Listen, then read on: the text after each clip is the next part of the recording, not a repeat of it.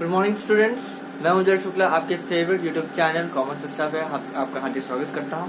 आज है 4th unit के नेक्स्ट पार्ट की बारी, जो कि है एग्रीगेट प्लानिंग। तो आइए देखते हैं बिना टाइम वेस्ट किए एग्रीगेट प्लानिंग और चलेंगे उसके आगे। आपके सामने बोर्ड पर है एग्रीगेट प्लानिंग का एक basic definition. Let's start. Aggregating planning is एक मार्केटिंग एक्टिविटी है जो कि एग्रीगेट यानी कलेक्शन, एग्रीगेट का वर्डली मीनिंग होता है कंबाइन करना या कलेक्ट करना, ठीक। तो ये एग्रीगेट प्लान करता है किस चीज के लिए? For production process in advance of 6 to 18 months, ठीक। और इस एडवांस प्लानिंग का एक फायदा ये होता है कि अगर आप पहले से ही जज कर लेते हैं कि हमें कितना सामान लग सकता है फ्यूचर कोर्स ऑफ एक्शन के लिए, यानी फ्यूचर प्रोडक्शन प्रोसेसेस के लिए, तो हम उसके पहले ही उसका पूरा बजट एस्टिमेशन कर लेते हैं। और इस बजट प्री एस्टिमेशन करने की वजह से हमारा जो कॉस्ट ऑफ प्रोडक्शन है वो मिनिमम चला जाता है। मतलब हमें बार बार ऑर्डर करने की जरूरत नहीं है और बार बार हमें ordering cost, inventory carrying cost, production cost, carrying cost, inventory carrying cost, ये सब देने की जरूरत नहीं है। हम एक बार में ही सारा स्टॉक मंगा लेंगे और फिर उसके अकॉर्डिंग आगे बढ़ते रहेंगे, ठीक है। सेकेंड है to give an idea to management as to what quantity of material and other resources are to be procured and when। वही मतलब मैंने कि एक मैनेजमेंट को जो एक आइडिया दे दिया जाता है कि हमें कितना रॉ मटेरियल या अदर रिसोर्सेज चाहिए प्रोडक्शन प्रोसेस के लिए और कब चाहिए।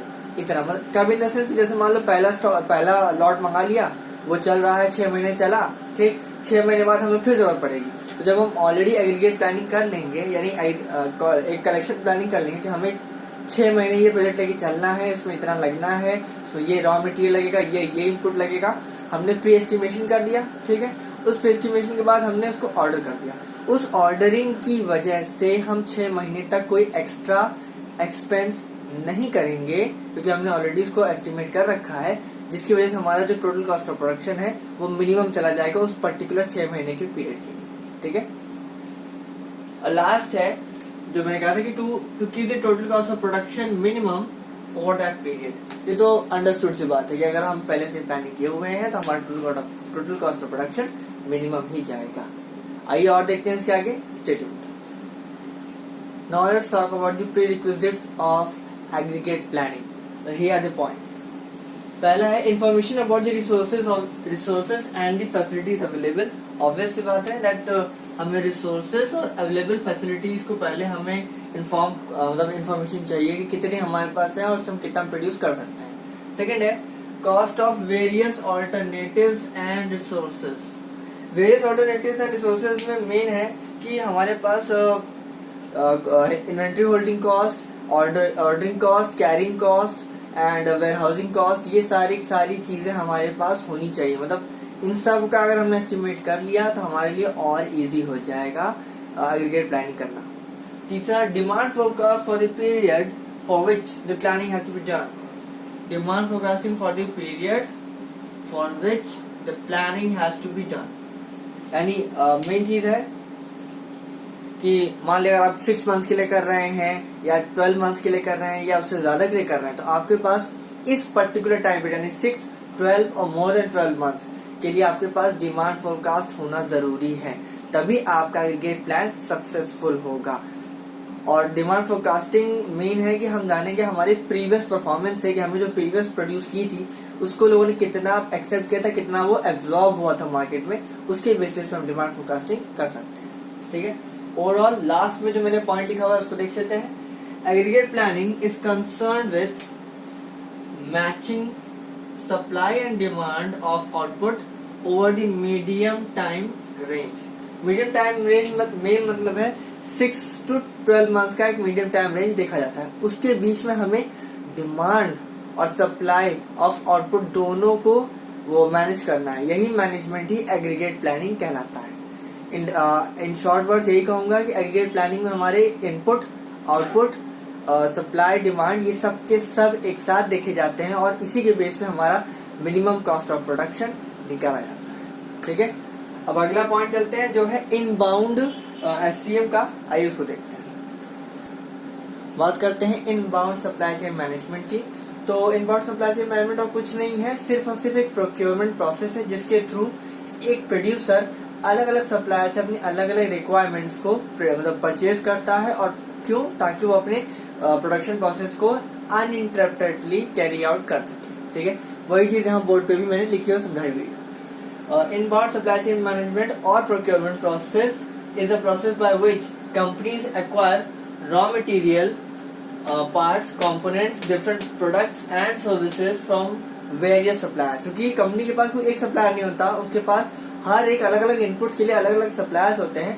तो दैट इज नोन एज, इसको और कुछ नहीं, इसको एक हम परचेजिंग के सेंस में ले सकते हैं कि कहाँ से कंपनी परचेज करती है। बस टर्म थोड़ा सा हाई डेफिनेशन कर दिया गया है, दैट्स इट। लेकिन सेंस एग्जैक्टली वही है जो हम लोग नॉर्मल लेमन सेंस में जानते हैं ऑफ प्रोक्योरमेंट और परचेज। ठीक है, दूसरा to carry out their operation such a process is also called as procurement. ठीक, प्रोक्योरमेंट पे ध्यान रखना, that's it. Inbound supply chain management कुछ खास नहीं है। अब आइए बात करते हैं आगे आउटबाउंड सप्लाई चेन मैनेजमेंट की, जो कि इसका ठीक रिवर्स केस है। Stay tuned. It's time for outbound supply chain management. जैसे इनबाउंड में हमने देखा था कि हमें प्रोक्योरमेंट या परचेज से रिलेटेड एक्टिविटीज थी, यहाँ पे इसका ठीक रिवर्स केस है। Sales and channels of distribution के सिलेक्शन पे बेस करता है मेन। तो सेल्स कैसे होगी आइए वो देखते हैं। सबसे पहले it is a process of storing, transporting and distributing goods to customers. Obviously जिस चैनल से आए उस चैनल से हम कस्टमर्स को हैंड ओवर करते हैं। दूसरा, the process starts with a customer sales order, moves on to warehouse packing and ends with product. यानी अगर हम इसका एग्जांपल ले लें ऑनलाइन शॉपिंग का, जिसमें अमेजन, फ्लिपकार्ट, जस्ट डालो, बहुत सारी कंपनीज हैं, तो हम लोग करते हैं क्या, कस्टमर ऑर्डर प्लेस किया जाता है, फिर वो कस्टमर ऑर्डर पहुंचता है वेयरहाउस में जहां पे सामान एग्जैक्टली रखा हुआ है। क्योंकि ऑनलाइन कंपनी स्टॉकर्स नहीं होती, वो सिर्फ और सिर्फ एक प्लेटफॉर्म प्रोवाइड करती है उन सारे वेंडर्स को जो कि ऑनलाइन मोड के थ्रू अपनी गुड्स या सर्विसेज सेल करती है। ठीक है, तो मेन है कि वेयरहाउस पहुंचता है, वहां वो गुड्स देखा जाता है कि अवेलेबल है। अवेलेबिलिटी की जो इंफॉर्मेशन है वो साइट पर ही होती है, वो साइट पे ऑलरेडी डाली जाती है। तो देखते हैं कि अगर वो अवेलेबल है पर्टिकुलर स्टॉक वेयरहाउस में, तो तुरंत जो है आपका ऑर्डर ले लिया जाता है। अगर नहीं है तो आपका ऑर्डर डिनाई कर दिया जाता है। एनीवे, तो warehouse packaging and then ends with the product. Product means कि एक ready to use product and ready to be delivered to the customer product. ठीक है, तीसरा, to make outbound logistics run smoothly, businesses must pick the right distribution channels, sensible inventory, stocking system and optimized delivery options। यानी पहला है right distribution channel का मतलब है कि जितनी की जरूरत, मतलब जितने डिस्ट्रीब्यूशन चैनल की जरूरत हो उतने ही रखो। ज्यादा लंबा डिस्ट्रीब्यूशन चैनल रखोगे तो आपका कॉस्ट भी बढ़ेगा। और दूसरी चीज, प्रोडक्ट डिलीवरी में डिले या लेट हो सकता है। सेकेंड है सेंसिबल इन्वेंट्री। सेंसिबल इन्वेंट्री का मतलब मेन है कि आप के पास इन्वेंट्री हमेशा ऐसी होनी चाहिए, यानी ऑप्टिमम होनी चाहिए कि आपको कभी भी शॉर्टेज ना पड़े और आप उस शॉर्टेज की वजह से आपके बिजनेस पे कोई इफेक्ट ना आए। ठीक है, अगला है स्टॉकिंग सिस्टम। स्टॉकिंग सिस्टम से मेन मतलब है कि हमारे पास कैसा स्टॉकिंग सिस्टम है। बहुत बड़ा वेयर हाउस है, बहुत मिनिमम वेयर हाउस है, एक से ज्यादा वेयर हाउस हम रखते हैं स्टॉकिंग करने के लिए, वो चीज मेन इंपॉर्टेंट है। ठीक है, और लास्ट है optimise delivery option. Delivery options में ऑप्टिमाइजेशन का मतलब है कि हम जो गुड्स की डिलीवरी करेंगे वो टू व्हीलर वाले बंदे को सेलेक्ट करेंगे या एक वो है पिकअप वैन वाले बंदे को सेलेक्ट करेंगे। ये सारी चीजें हमें बहुत सोच समझ के कंसिडर करनी होती है और उस पर डिसीजन लेना होता है। ठीक है, तो आउटबाउंड में अभी और भी चीजें हैं, आइए इसको देखते हैं और फिर चलेंगे। लास्ट है जो कि है bull whip effect in SCM। ठीक है, स्टे आपके सामने रख रहा हूँ आउटबाउंड सप्लाई चेन मैनेजमेंट के वो एसेंशियल्स जिसके बारे में मैंने इसी वीडियो के प्रीवियस सेक्शन में बात की थी। पहला है चैनल्स ऑफ डिस्ट्रीब्यूशन। हम सभी जानते हैं चैनल्स ऑफ डिस्ट्रीब्यूशन क्या है, और मैंने इसी पर्टिकुलर सब्जेक्ट में चैनल्स ऑफ डिस्ट्रीब्यूशन पढ़ाया भी है मेरी पहली वीडियो में, जिसमें हमने producer, wholesaler, retailer, customer, consumer पूरा जाना था। Overall distribution of channels of distribution क्या करते हैं आइए वो देखते हैं। पहला, स्टोर्स दी प्रोडक्ट। प्रोडक्ट की स्टोरिंग करते हैं यानी वेयरहाउसिंग की जाती है। फिर प्रमोट दी प्रोडक्ट। सिर्फ वेयरहाउसिंग करके वो शांत नहीं बैठ जाते हैं, वो प्रोडक्ट को प्रमोट भी करते हैं। आप किसी भी शॉप पे जाओ या किसी भी रिटेलर शॉप पे जाओ तो कहते हैं ना, आपने जो भी प्रोडक्ट मान लीजिए कोई ब्रांड मांगा, वो ब्रांड उसके पास अवेलेबल नहीं है लेकिन सेम कंटेंट किसी अदर नाम से उसके पास है, तो कहता है अरे साहब ये नहीं, इसको ले जाइए, इसको ट्राई कीजिए, अच्छा है, ये भी बढ़िया है।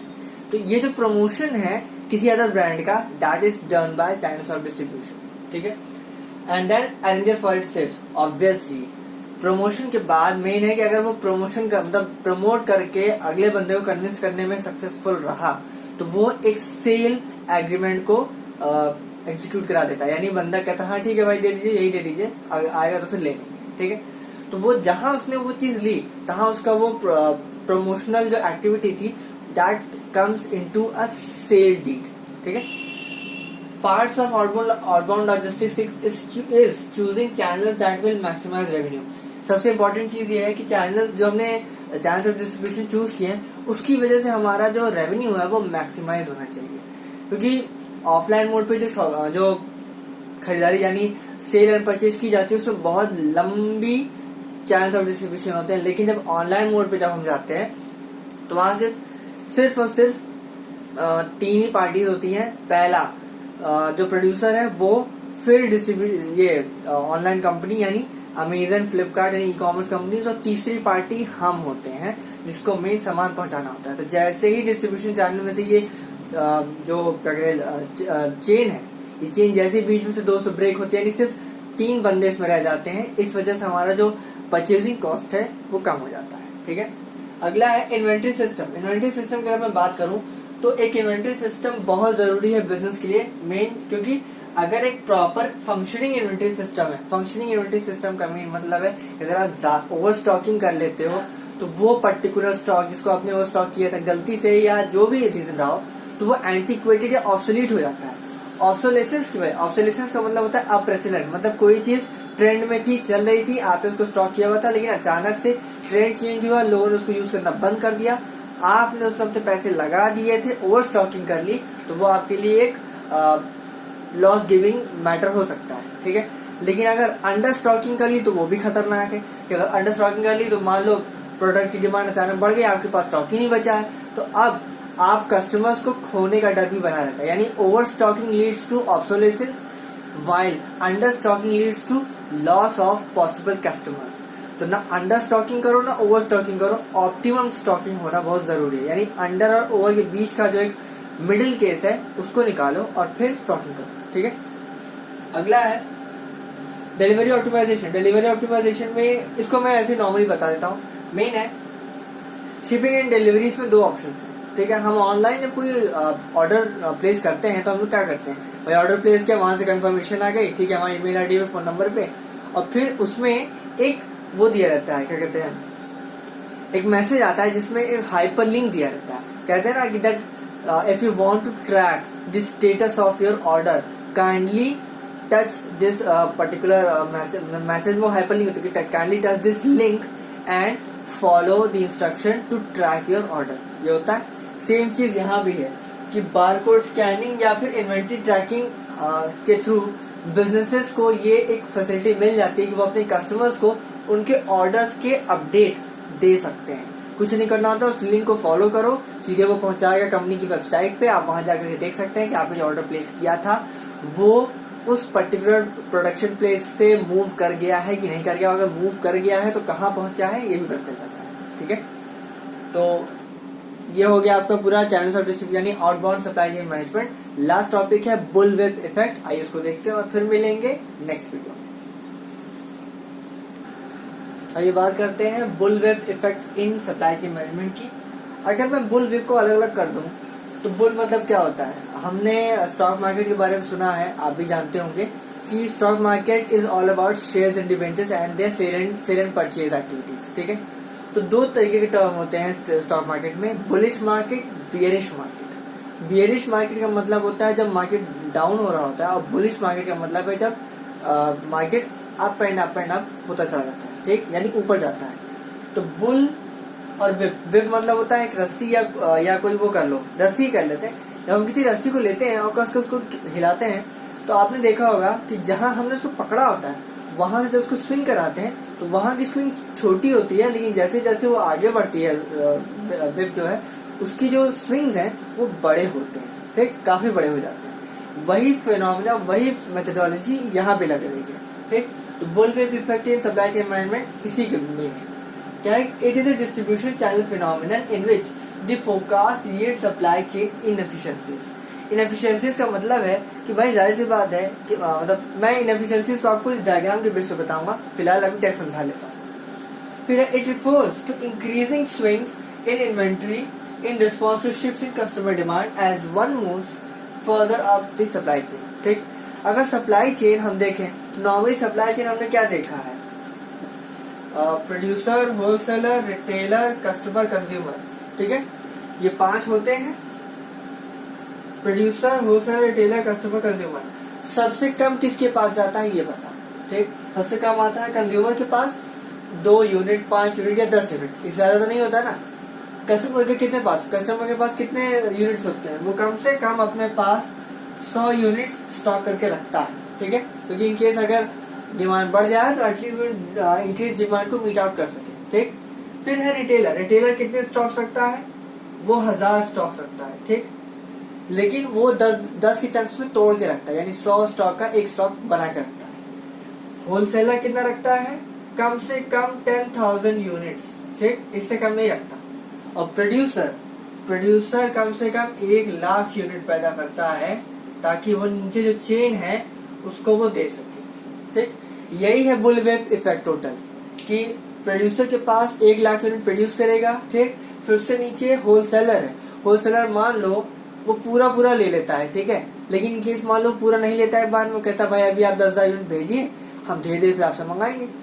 1,00,000 में से उसने 10% ले लिया, 10,000 यूनिट। अब इस 10% का 10% उसने रिटेलर को दिया, 1,000 यूनिट। रिटेलर ने उस 10% का 10% यानी 1,000 का 10% 100 यूनिट दिया कस्टमर को, यानी शॉपकीपर को। शॉपकीपर ने किया कि उस 100 का 10% यानी 10 यूनिट्स दिया कंज्यूमर को। यही है बुल इफेक्ट, कि नीचे से ऊपर अगर देखो तो धीरे धीरे क्वांटिटी बढ़ती चली जा रही है। ठीक, 10 यूनिट, 100 यूनिट, 1000 यूनिट, 10,000 यूनिट और 1,00,000 यूनिट। ठीक, यानी 10 टाइम्स का इंक्रीमेंट है। सेम चीज यहाँ में डायग्राम में भी समझाई हुई है। हम यहाँ ले लेते हैं, मान लो ये है 10 यूनिट, ये है 100 यूनिट, ये है 1000 यूनिट, ये है 10,000 यूनिट और ये है 1,00,000 यूनिट। ठीक है, ऐसे भी समझ सकते हो। क्लियर? तो 10, 100, 1000, 10,000 और 1,00,000 यूनिट, यही है बुल इफेक्ट और कुछ नहीं है। कि धीरे धीरे वो जो क्वांटिटी है वो बढ़ती चली जाती है। कस्टमर के पास सबसे कम, सबसे ज्यादा किसके पास, सप्लायर के पास। ठीक है, अब इसके कुछ कॉजेज देख लेते हैं और फिर मिलेंगे नेक्स्ट वीडियो में। बात करते हैं बुल इफेक्ट के कॉजेज की। तो कॉजेज में सबसे पहला है miss perception of feedback and time delays. Feedback का मिस परसेप्शन से मेन मतलब है कई बार हमें होता है कि हम फीडबैक तो हमें मिलता है, लेकिन हम उस फीडबैक को थोड़ा गलत लेके चले जाते हैं। मतलब किसी भी प्रोडक्ट में अगर अच्छा फीडबैक मिला है या एक जेन्युइन फीडबैक मिला है तो वहां पे हम क्या करते हैं उसको, कि हम नहीं सोचेंगे कि अरे यार की कंज्यूमर्स ऐसे ही होते हैं, यूज तो कर लेते हैं, फिर उसको जो है क्रिटिसाइज करना उन्हें होता है।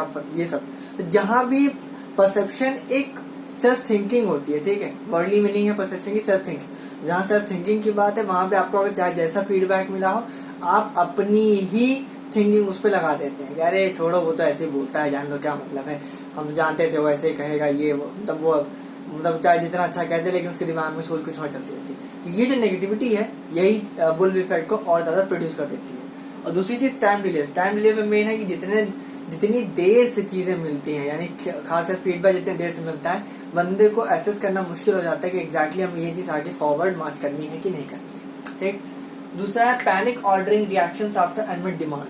पैनिक ऑर्डरिंग का मतलब है कि एकदम कहते हैं ना अचानक से धड़ाधड़ ऑर्डर प्लेस करते जा रहे हैं, खरीदते जा रहे हैं, या ऑर्डर प्लेस किया तो उसको हमने वापस ले लिया फला टाइम कुछ।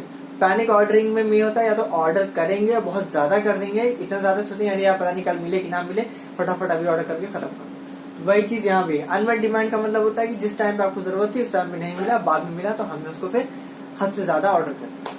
ठीक है, तो दैट्स इट, आज के लिए इतना ही। मिलेंगे अगले वीडियो में। Till then have a great day, have a great life. Thank you so much.